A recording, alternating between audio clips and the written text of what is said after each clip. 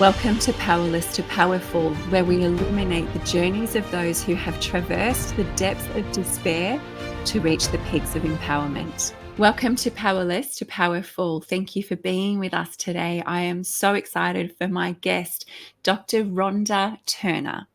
She is an esteemed advocate for mental health, dedicated to strengthening families and communities.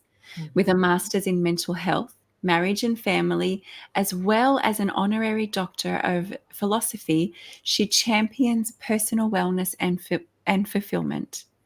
Dr. Rhonda has enriched her 25-year marriage and parenting of 5 children with her professional mission, founding the nonprofit For Knowledge is Power. This organisation hosts events like the Marriage Awards Soiree to nurture healthy relationships. Certified in business and as a life coach, specialising in family counselling, Dr. Rhonda is also a prolific author and speaker, recognised with awards such as the 2023 SGIA Leaving Legacies Women and Men Empowerment Award. Wow. Her work tirelessly promotes empowerment and educational growth, making her a pivotal community figure. Dr. Rhonda, thank you so much for being here with us today. And I so thank you for being here today. Thank you for this opportunity. Listen, it's late where I'm at, but it's early where you, so it doesn't matter. We're going to rock this party tonight. Yes, ma'am. Let's go. Yes, ma'am. So, Dr. Rhonda, what I know about you is amazing, astounding. I've loved reading about you and your information. You were a mum, well, pregnant, actually the same as me, pregnant at 17, brand new mama at 18. What did life look like for you back then? Because I know that we aren't the only ones, and Listen, it's a baby. That was a baby. But Yeah. I had to grow up real quick, didn't I? Yeah. Didn't we? Getting pregnant at 17. I had my oldest son at the age of 18, and it was rough. It was rough. So let me go back to saying, with me getting pregnant at 17, I was raised by my grandparents, which he was a minister. He was a pastor. So you imagine what was said, what was told? Oh, I can't believe you embarrassing us like this and all of this. And then my grandmother named him Joshua. And my father was like, "Are you serious? Are you going to name him Joshua?" And I was like, "Well, I didn't name him. Mom named him." So still being a child, still not knowing what to do, what to say. I can remember the first time I went to the doctor and found out I was pregnant. And it was something amazing. And I was like, I had a bloodshot eye. Like it was like, so my mom was like, "Why you keep throwing up? What is going on?" And I was like, "I don't know. I'm sick." And so I was out of school for like a month and a half because I was so sick, not thinking, here I am getting ready to have a baby. So when I went to the doctor and they took tests, and he was like, "Oh, I'm gonna take a pregnancy test." And I was like, "Oh, why are you taking a pregnancy test?" Because I was told, young and dumb, you stand up, you won't be getting pregnant. Psych. Young and dumb, listening to those sweet nothings. And so I was like, and when they told me I was pregnant, it just took me like, oh my God, how am I gonna do this? And I have friends and they wasn't having children, and like, what am I gonna do? What am I gonna do? So it was difficult. It was difficult for me at first. But what could I do? What was I able to do? I had to move forward. And being a pastor's child, you know, everybody looked at you like, oh, she's that demon child. Yeah. And you're not gonna amount to nothing. You're not gonna have the opportunities that's out there for you. You're not gonna do this, you're not gonna do that. So that was hard. That part, going back and understanding that was really hard for me. Yeah. But I Yeah, made and, we see you now, and it's like, "Look at me now." it. I made it. When I tell you God's favor. And a lot of times when you go through stuff like that, it's like Mm. when you're young, it's like you have to prove a point to people, because they put you down. They say you're not going to amount to anything. So you wanted to show them. And at that time, I didn't realize that. When I got older, I was like, listen, I wanted to be here for others because I knew what it felt like to not have really people there for you, people to talk behind your back, people to not say, okay, well, I'm going to stand up for you. But my mother did. My grandmother, she stood up. I call my grandparents mom and dad. So my grandmother did. She stood in the gap for me. Now, here's the other kicker though. Huh. I got pregnant again at 18. Oh, you didn't learn that lesson? I listening to those sweet nothings Um, listen, was a problem. come on. Listening to those sweet nothings was a problem. So I got pregnant again. So by this time I'm in the 12th grade, and it's funny. And I'm going I had to go to another school altogether at first because they didn't like them, but they didn't want you to be pregnant in a high school with people. They was afraid you was gonna get hurt. Now everybody go to school with everybody. They don't care. You can be pregnant, you can get ready to have the baby, you going to school with everybody. But Mm. back then they put you in another school, and make sure you're catching up your grades, make sure they give you the assistance that's needed so you can be successful. Well, they make you think that's what they're trying to do, maybe it's successful, but I believe it's just getting you out of society before anybody else get pregnant, and it's okay. But Um, I understand when I went to that school, what came by in my head was, you're gonna finish.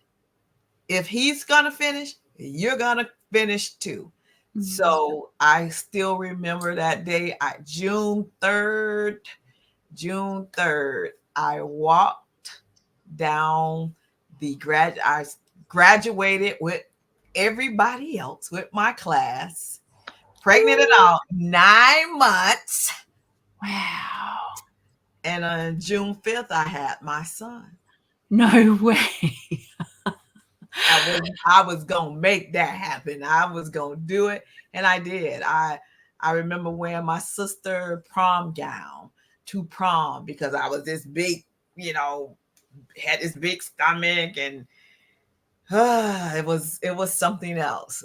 But I would tell you, I made it through, and I some things I would change, and some things I wouldn't change, but I did make it through. So that was a plus for me. Yeah, congratulations on that. And you mentioned that your mom she supported you. She stood up for you. And not everybody has that. And at the end of the day, we need to stand up for ourselves. I love that you said, I decided I was going to make it through. Like, that's a decision that you had to make, and you stuck by it. You honored your word to yourself, irrespective of what was going on around you. And I think it's so important. I didn't really know how to stand up for myself in situations. Like, it's something that I've learned in my 40s. Like, seriously, to Yes. really speak up and stand for myself. So I just want to honor you as a 17, 18, 19-year-old mum still in school, really standing up for yourself in that moment. Well done. Yeah, thank you. Thank you. And that is why I decided to do what I do for youth, and because there's a lot of sweet nothings that you hear out there in the world. So my thing was to keep educating, and I had a girls program, and my goal was to continue to, you know, empower them to have a voice, and don't let some of everything come into your life and tell you anything. Now, did all of them listen? No, No. no, they didn't all listen. But heck, I didn't listen, right? So why would I expect them to listen? But I wanted to still continue to be there for them. And that was amazing enough for me. Yeah, that's amazing. But your story doesn't stop there, right? Yeah, no, no, it doesn't stop there. It doesn't stop there. So um after um I went through all of that, I decided that okay, when I graduated from high school, me and him was gonna move in together and do some amazing things together. But what I didn't realize, it was a lot of control. He Oh, controlled me. He wanted to tell me what to wear, what I couldn't wear, couldn't, back then they had the so-called beepers.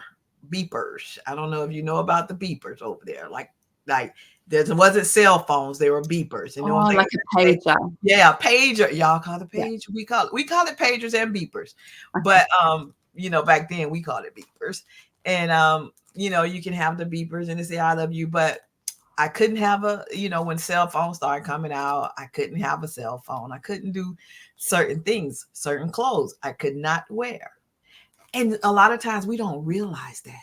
We don't realize that people are controlling us. We thought, being young, you think that's cute till they get unbearable, right? Yeah. So you can't just like take it no more. Like, what is all of this about? I can tell you, I remember in high school, and I have a friend. I remember in high school that he was a football player. My oldest kid's father, he was a football player, and I remember one day in high school, my friends was like, "Oh, Rhonda," because I had a car. My grandparents, we had a car, and they was like, "Can I put our books in your car? Can we put these books in your car?" I said, "Sure." We put the books in the car.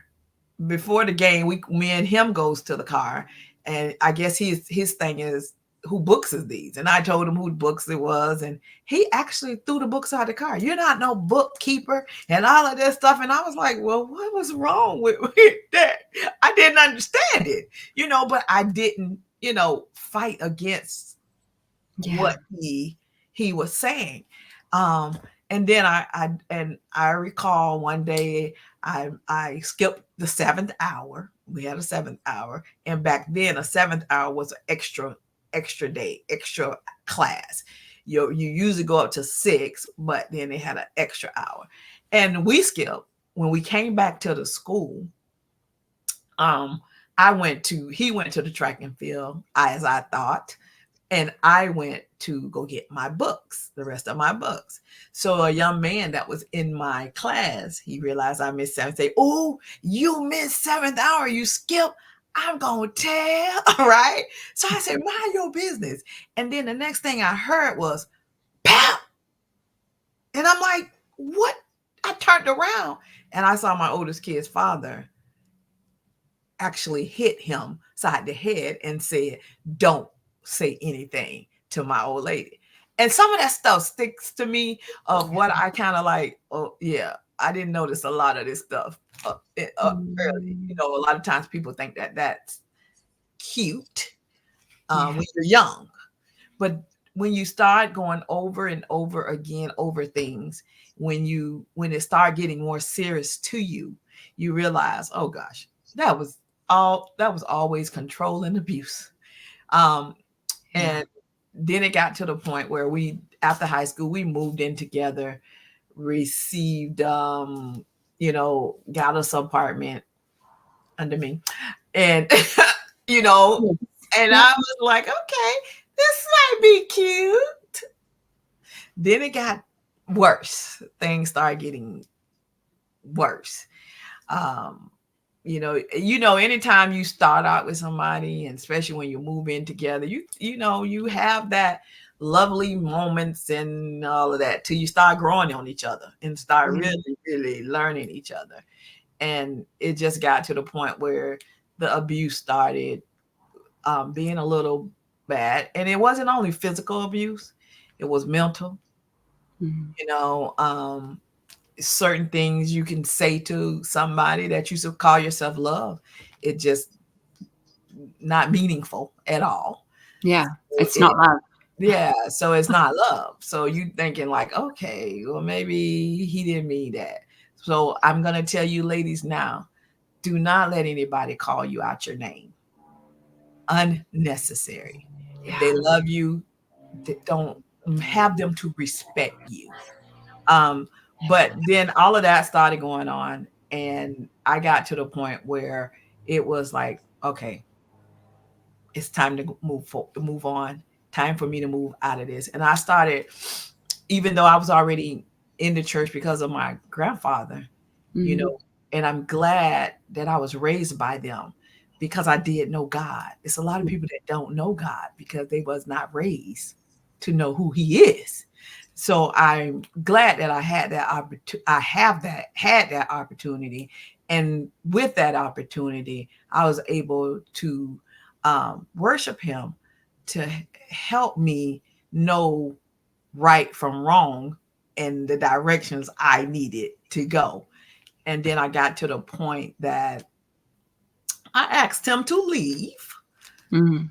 That was difficult because I felt like I was turning my back on him.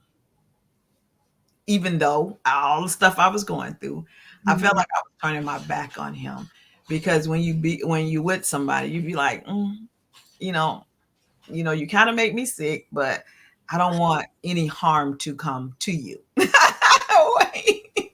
You kind of make me sick, but I don't want any harm to come Yeah, to you. I But mean, you like you need to leave. yeah, yeah. I mean, when you get to the point where I'm working two jobs and you pick me up from work, whatever time, I get off at 10 o'clock at night, like now, so and you get there at 10:30. Wow. And then Yeah. I Why? can't say anything. No, that's not. Yeah. No, Yeah. This is not normal behavior. Like it's not. let's make this clear because I think this happens a lot. It does. And this is not okay. This is not love. This is manipulation. This is a lot of things. This is abuse. If your perfect love casts out all fear, and I know that that talks about the love of God, but when we're in a relationship, it needs to be a safe space. And if you're Oh not yeah, safe, if you're not safe to speak, if you're not safe to have a conversation and question things, if you're not safe to not be hit in the face or hit wherever, like this is not normal. If you're right. not safe to talk to other people, if you're not safe to, like I wasn't allowed to use the telephone in my relationships. There's like that was cut off when you're being isolated and cut off from Yes, family. Yeah, yes, right. Like, this yeah, doesn't exist to. These are red flags, which is not a circus. Say, come and have a play. No, these are red flags, as in yes. They are. stop, They are. run the other way. You don't need to Yeah, fix somebody. You don't need a project. You yeah. need a man who can nurture you, provide a safe environment, and love you through thick and thin. Do it all. And so, and when you say you couldn't get cut off from the phones, I another story that I recall. We got mad, we got in an argument, and so I left the location where we both was, and I said, okay, I'm gonna go out with my friends. I'm gonna go hang out with my friends, and okay, he found me and picked me up because I was a little smaller thing. Picked me up off my feet and threw me, yeah. So, Did you say but through you? threw me in the car. Yeah, Oh, yeah, no. yeah. And my friend was like, "Oh, Rodney," and but I recall that night I left my car where we were, and he took me back to our home at that time. He parked in the back of the house. And I'm like, well, what's finna go on? And he left me there for a couple of days. And where we lived, it was far away from like you had to walk far to get to a payphone. So he cut the phone wire. So I didn't know what was going on back there. And I was like, well, what is going on? I can't call my mom. I have a cell phone back then. And I'm like, okay, this is like deep. This is deep. And then I found out that's what happened. He was like, I was gonna torture you. I was gonna. So the behavior was serious. It got to the point serious, and I was like, I can't take this anymore. I cannot take this control. And because I felt I had those children, that women figure that they have to stay into abusive relationships, and Yeah. you don't. And No, it don't have to be hands on. It could be that mental, physical, all of that plays a part in abuse. And we need to make sure we recognize that. But finally, it happened after I think my oldest son was 5, and it finally happened. And I said, okay, I am moving away. yeah. And I decided to get away because I felt like that was the only way that I was free. I For felt you like to move away. I was free from him, and Yeah. that was to move away. So I moved here, went through some ups and downs, but I had a good job. I was able to take care of my kids. At that time, I had 3. I Wow. was able to take care of my kids, and I met a wonderful man, and listen to this story. I was in the church, and I was working 3 jobs. And I said, I was working at my second job, at my third job. And I was like, me and the girl was like, wow, I want to go out. And I say, go out. I don't even know what go out mean. I have not been out since tell me when. She was like, well, let's go out. And we met up. She came over my house, and we drove to this club for the first time. And I met my husband there. I met my husband at that club that night. And I always tell him the story. I say, I think God put me there to bring Mm. you out of Wow. the. Wow. And, growing, I wouldn't say that me and my husband didn't have challenges, but my husband is not abusive, and he doesn't call me out my name. Mm. But I met him there, and we've been rocking ever since. And you read 25 years. April was 26. Oh, congratulations. We just came back from celebrating 26 years in Wow. Vegas. Wow. Congratulations. You don't hear of long-term marriages all that often anymore. Well done. So one of the things I realize in my life is um, I don't want too much to disturb my peace. If it's not good for me, because I stayed in a situation so long, I don't like to stay in something that's going to disturb my peace. I'm not going to tell you that peace is going to always be there. But if a situation doesn't really mean me any good, I learn not to stay, not to stay. Sometimes you stay just so long that you can, okay, this is not for me. It is time for a change. So I realize that in organizations, in friendships, if it's not right for you, it is not meant for you.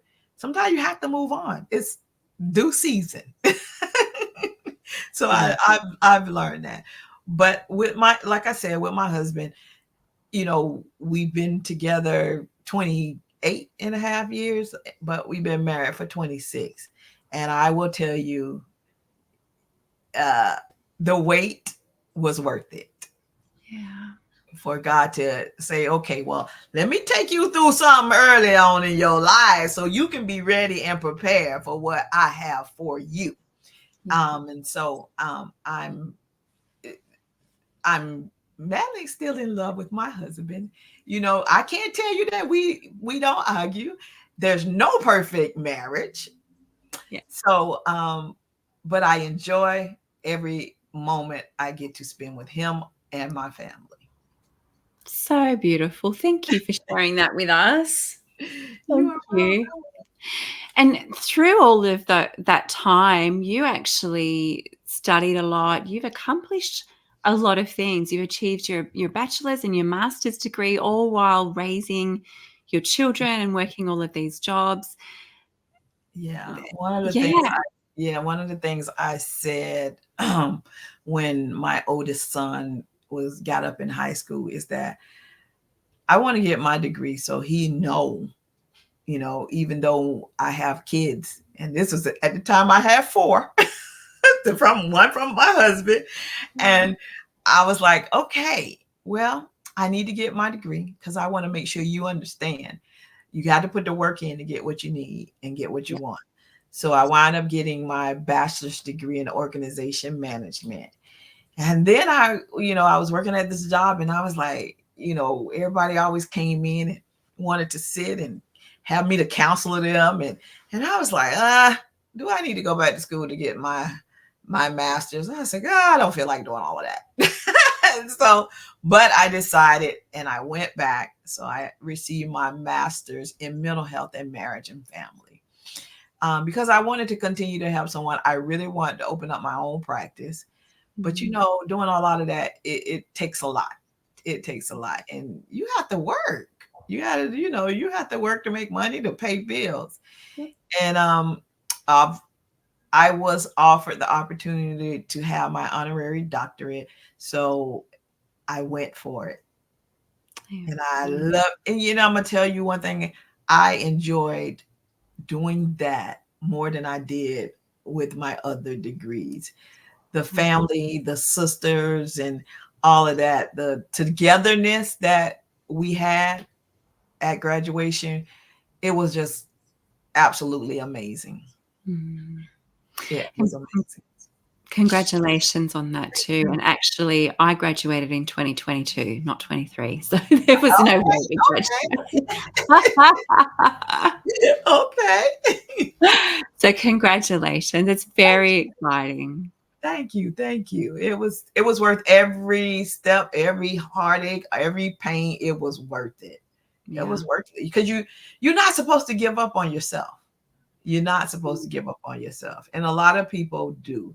And a lot of people are comfortable where they're at. Yes. And I've never been comfortable. Now I'm getting to the point now because of the age that I am. Like, okay, it's time to bring it down and not sit down a little bit and enjoy as much of the life as you can. You have more behind you than maybe in front of you. So I said, okay, I give myself about 2 to 3 more years, and some things it's just gonna be about definitely about my family. It's about my family now, but I'm in a lot of different organizations and I'm doing a lot. So it's like, okay, I need to sit down a little bit. And Yeah. I can tell you what else kind of helped me with that. Yeah. October of last year, I started being numb in certain areas of my body. And when I tell you, well, in certain areas, it started with my leg. And I thought it was me from having knee surgery, but it was like, something ain't right. And then how you just not go to the doctor, how you just continue to go and go and go. And I Mm. said, okay, well, maybe it'll get better. Let me take some ibuprofen or something to get better. And then it just started getting worse. So it went from my stomach to, I mean, all through my legs, from my knees to my thighs, through my ankles. Then I was like, something is not right. And Yeah. then I was taking a shower and I realized my stomach was like, oh, numb. Look, felt like something was wrong. And I was like, okay, and my personal parts. And I was like, oh, something ain't right. Yeah. So I went to one of my doctors and I said, listen, something is not right. So he says, he checked me. He was like, okay, this is odd, but I'm going to send you to a neurologist. I want you to go to the neurologist. So I went to the neurologist on a Wednesday. I saw my doctor on a Monday, but he wanted to get me in right away. So I went to the neurologist. So I was telling him, and he started examining me, and he was like, and he left out of the room, and he came back, and he was like, "Well, you're not gonna like what I'm gonna say." And I was like, "What are you gonna say?" And he said, "I need you to go to the hospital." I Oh, said, "Go where?" He said, "I need you to go to the hospital." And I was like, why I gotta go to the hospital? I've been dealing with this for about like a month. And he was like, I don't know if it's something with could be with your brain or with your spine. I don't wow. know. I don't know what it is, but I need you to go and get an MRI right away. So I called my boss, I called my husband. I was like, oh my God, they want me to go to the hospital. I'm like, I didn't know what to feel, or to think. So I Mhm. got to the hospital. They wanted to do an MRI right away. And I was like, okay, I don't like MRI. So can y'all give me some medicine? I need some medicine. I need some medicine. Put me to sleep. Because I don't like MRIs. So I did the MRI. And they how do you say it? They admitted me into the hospital. And I was like, listen, I'm supposed to be on a train. My ticket is bought, all of that. I'm going to a marriage conference, and me and my husband is presenting. I already have this. So about 6 o'clock, the doctor didn't come in 6 o'clock p.m. So I told the discharge nurse, "Can you come here? I'm leaving." So he was like, "I don't suggest you do that." I was like, why not?" Well, I did. I left.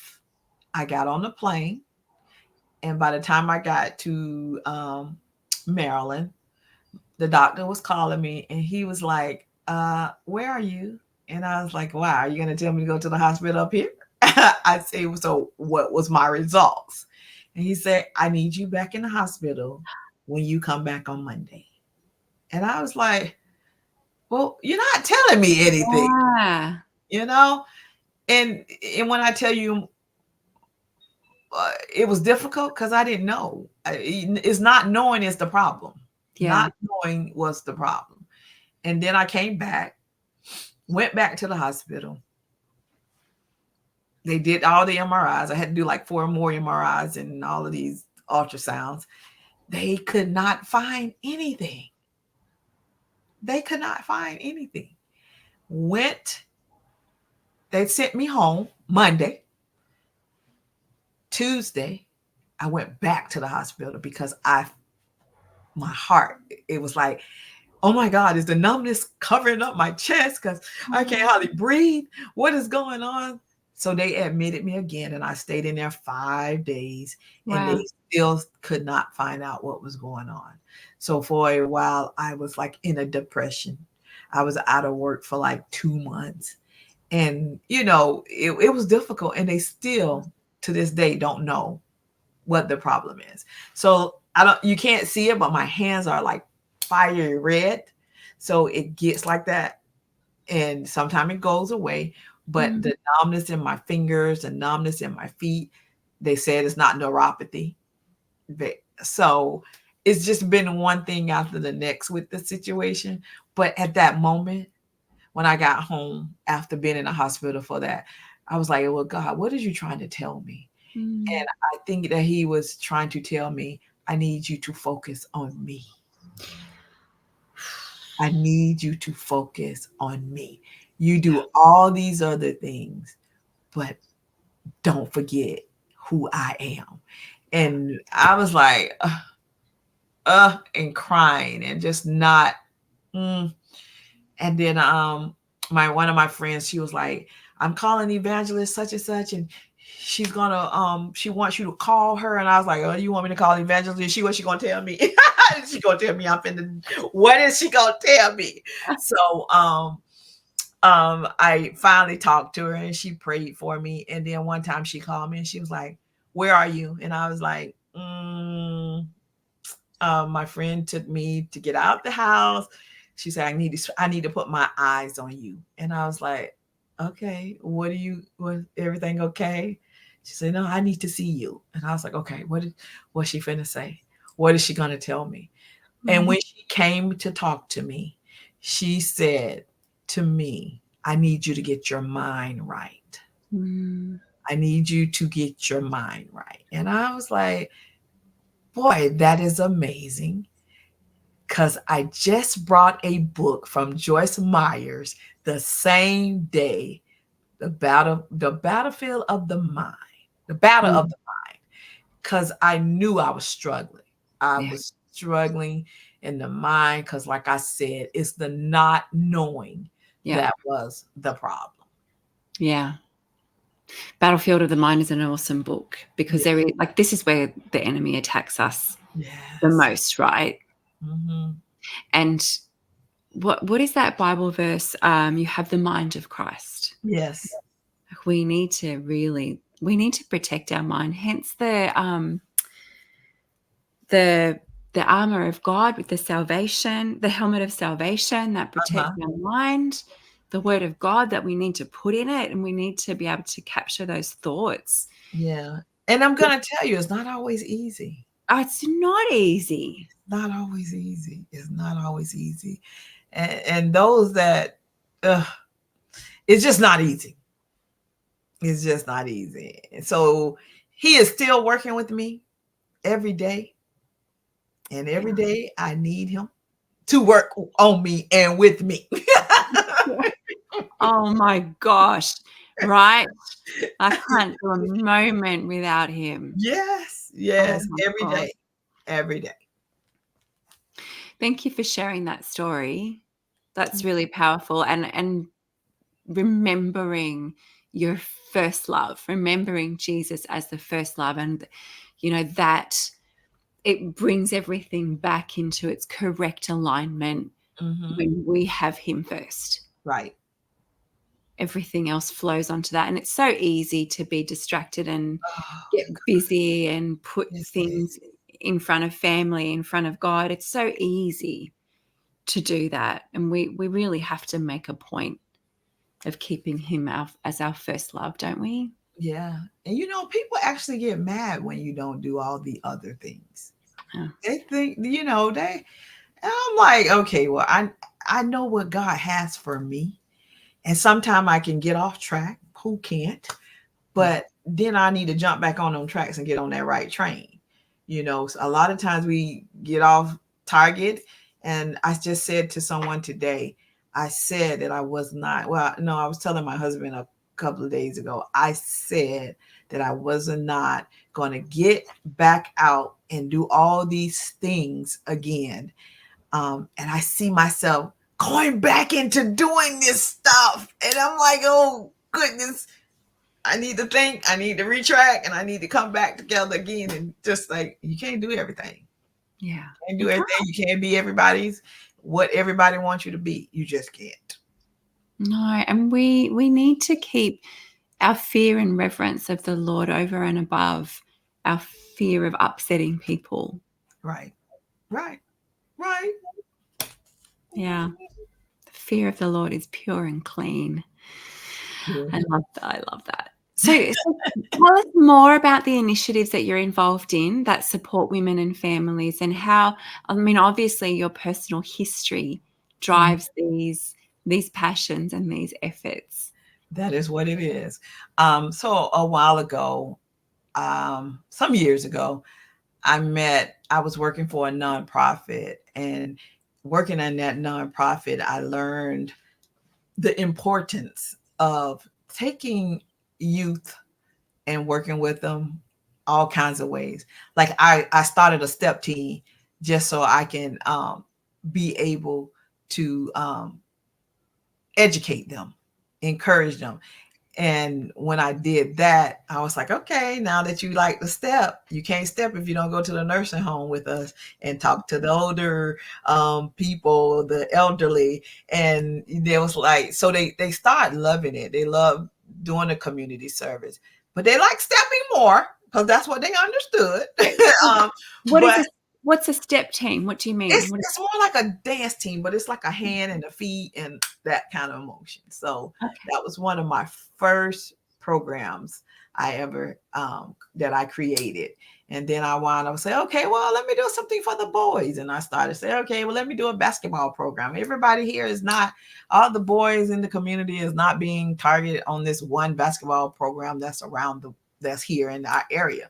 So we did that, and we had a lot of the kids that was having rough times, and but when they became a part of us, it was like, okay, we're here to help, we're here to enhance them, we're here to make some difference in their lives. And that's where all of my hard work started, with youth first. And being over that step team, I was able to take them to different places to compete, different places, not just here, because some of those kids will never get out there, this area that we're from. Yeah. So I met another young lady that they were taking kids on college tours. And at that time, I was like, oh, okay, that's good. So we collaborated, our organization collaborated with theirs. And then they stopped. And I decided, okay, this is something I still want to continue. So I created the way I wanted to create the college tour. And it has been around for 22, going on 23 years now. So I've been doing it a while. The biggest problem is that at first I was doing it up under the nonprofit organization that I was working for, and then I went to the city of Delray, and the city man, not the city manager, but the director of Parks and Rec. He was like, "Rhonda, where's all those college tours you used to do?" I said, "Oh, you want me to do them here?" And he was like, "Yes." And so I started doing it here. Years after that, he retired. The lady that came in from somewhere else, she was like, well, we're not going to be doing those. And that's when I decided to create my own nonprofit and start taking the kids on college and historical tours, because if they don't know their history, they don't know where they came from. That's right. So I started doing that. So this is like my 22nd year in doing college and historical tours, and I love it. Yeah, that's amazing. Yes. So in that, this year we're starting a new brand of it, and we're going to be doing an educational program surrounding it. So we're going to start in doing monthly sessions before the college tour, and give the kids some other opportunities, because I work in a school system. We don't do, you know, what we used to do in school. We learned how to write in cursive. We learned how to write a letter. We learned how to do many things that now it's all about testing. It's all about testing. So I'm getting ready to implement a program with my college and historical tour. So so let me get on the other part of my nonprofit, which is, this is what I love. Me and my husband, we do some stuff with married couples. We excuse me, we do marriage counseling as well. So our marriage counseling is not, okay, well, you have to be sitting right next to us. We do it online. So Okay.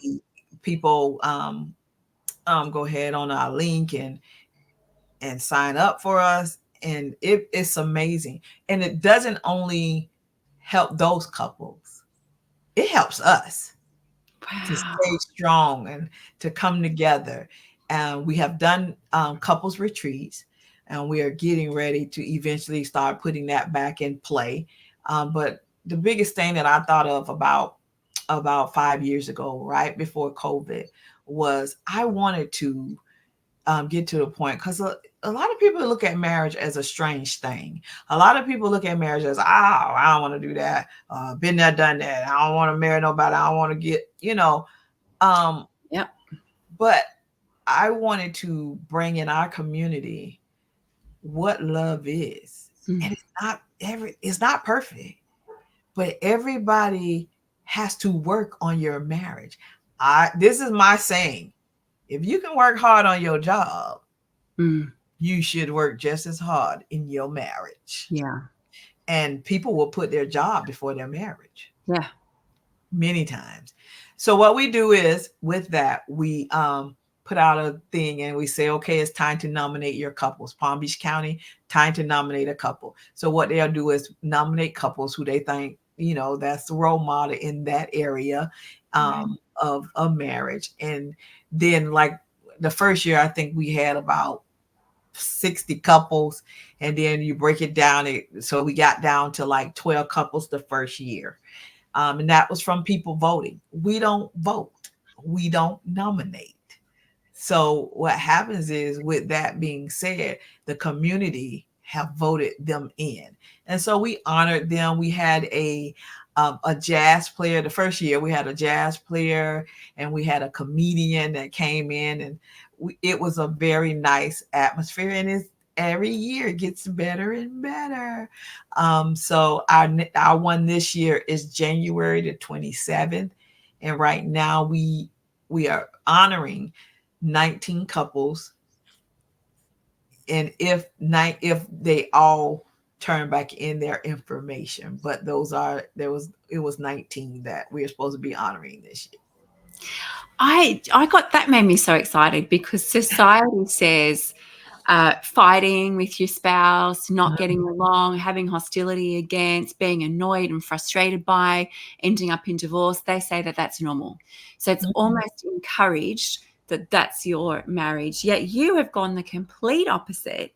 And not only are you in the therapy, marriage, family therapy, counseling realm, but you're also getting people to nominate for That's other right. couples, right? So it's like bringing attention to those who are flourishing in their marriage, loving each other, displaying not only in the home but to society That's or right. to their community. This is what love and marriage actually looks like, to Yeah. the point where people are not recognizing it and nominating for it. That's just, you just totally flip the script Yes. on in the, you imagine the towns, the counties, whatever you call them, that are impacted by, no, let's have a healthy marriage. Let's get nominated for that. Like, let's do Yes.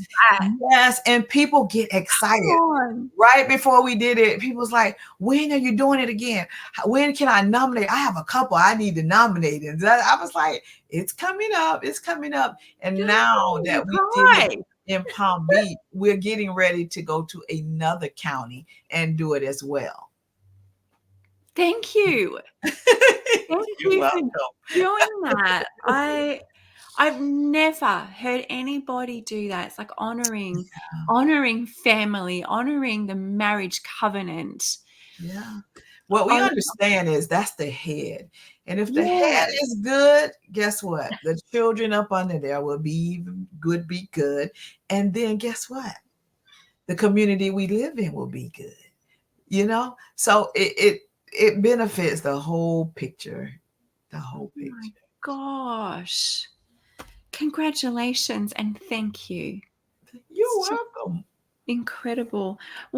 So we've only got a few minutes left before we wrap up. It's been so wonderful to have you. What is something, number one, who is Jesus to you? This is my favorite new question. Well, Jesus is to me is my all. He is my all.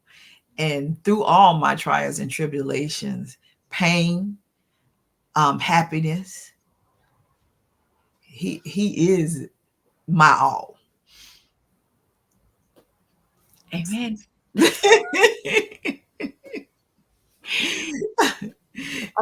Well, and to put it in plain words, he's my hero. Oh, right. He's my hero.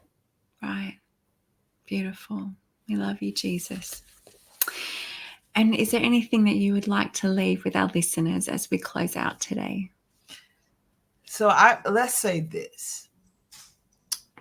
I don't look like what I've been through, but I do thank God that I came out of a lot of it that I did go through. Continue to push yourselves. Everybody's not going to push you, but learn how to push who you are. If don't listen to the negative. If people can't speak positive into your life, find another route. Don't listen to the negative. Stay positive. That's such great advice, because we do not have to stay in the circles that we're in if they are not building us up and speaking life into us. We can pick ourselves up and go and find a new community not necessarily, you don't actually have to move towns. I'm not saying that, but we can choose to find different people to socialize with who will speak life. I mean, God created the world with his words. Right. So we need to be so careful of the words that we speak to create our lives, and those who we allow to speak into our lives. Are they destroying us, tearing us down, or supporting us and moving us forward? Yeah. That's Big right. deal.